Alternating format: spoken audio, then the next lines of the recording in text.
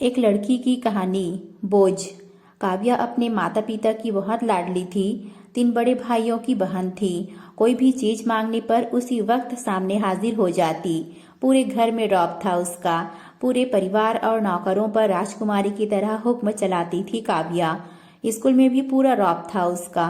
बड़े घर की लाडली जो थी वह। ऐसे ही उसने कॉलेज में दाखिला लिया। उसके ठाट बाट, बड़ी गाड़ी में आना जाना, हर दिन नया फैशन देखकर हर कोई उससे दोस्ती करना चाहता था।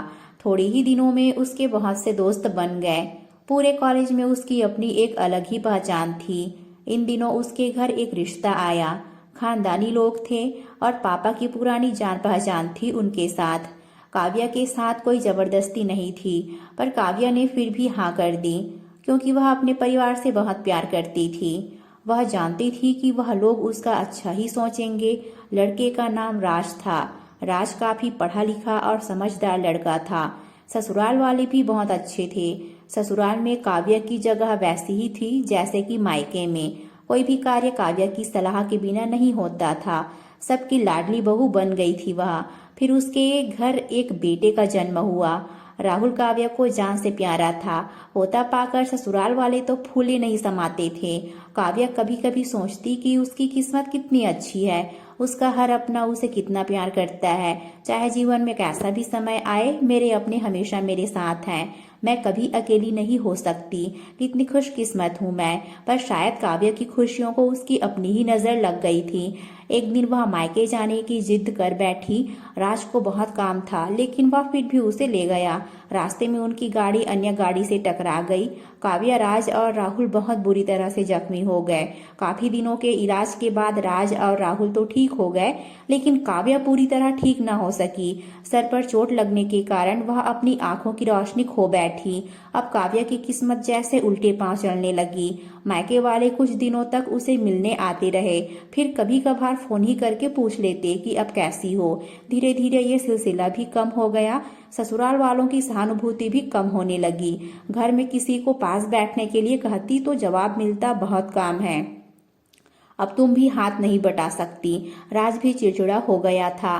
बस राहुल ही था उसके साथ, जिसके साथ हंसते खेलते उसका वक्त गुजरता।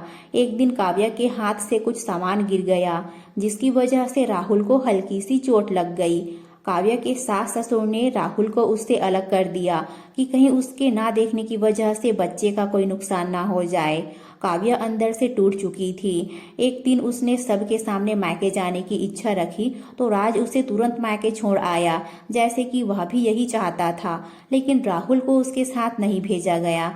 काव्या कभी राहुल से दूर नहीं रही थी, पर अपनी कमी के कारण उसने ज्यादा बहस नहीं की। काव्या को लगा कि वह 3-4 दिन वहां रहेगी तो थोड़ा हवा पानी बदल जाएगा, क्योंकि वह कितने दिनों से कहीं भी बाहर नहीं गई थी। घर वाले भी इतने दिनों बाद उसे देखकर कितने खुश होंगे। काव्या के घर पहुंचने पर सब लोग बहुत खुश हुए। खाने में सब कुछ काव्या की पसंद का ही बना था। उसने अपने मम्मी पापा और भाई भाभीियों से दिल खोलकर बातें की। उनके छोटे छोटे बच्चे भी बुआ के साथ घुल मिल गए थे। रात को सोने के वक्त जब वह कपड़े बदलने लगी तो उसे पता चला कि उसका बैग तो बहुत भरा हुआ था। वह सब समझ गई। वह बहुत उदास हो गई।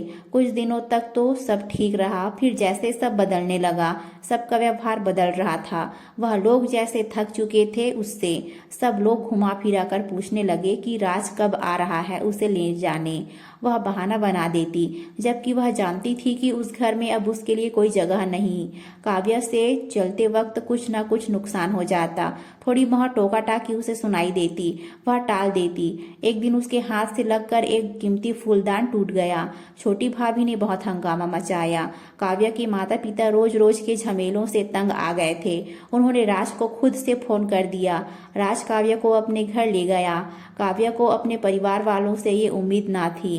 जिस काव्या के कहे बिना घर में एक पत्ता भी नहीं हिलता था, उस घर के लिए अब वह बोझ बन चुकी थी। राज के साथ ससुराल आते वक्त वह बहुत खुश थी, क्योंकि वह अपने घर जा रही थी, अपने जिगर के टुकड़े राहुल के पास। परंतु यह खुशी भी कुछ पल ही थी। सारा बंदोबस्त पहले ही किया हुआ था। काव्या को सीधे ऊपर वाले कमरे में पहुंचा दिया गया। राहुल से दूर रहने की सख्त चेतावनी दी गई। एक काम वाली लता को उसकी जिम्मेदारी सौंपी गई, जो उसके खाने पहनने जैसी जरूरतों का ध्यान रखती। काव्या ज्यादातर चुप ही रहती, कभी कभी काम वाली लता से थोड़ा बतिया लेती। उसके जरिए राहुल का पता चल जाता। सबकी लाडली बेटी और बहू सबके लिए लाडली से बोझ बन चुकी थी। तो दोस्तों, ये स्टोरी आपको कैसे लगी कमेंट करके ज़रूर बताइएगा। और ये स्टोरी अच्छी लगी हो तो इसे ज़रूर से लाइक करें, अपने फ्रेंड्स के साथ ज़्यादा से ज़्यादा शेयर करिए और इस चैनल को भी ज़रूर से सब्सक्राइब कर लीजिएगा। कहानी सुनने के लिए आप सभी का बहुत बहुत धन्यवाद।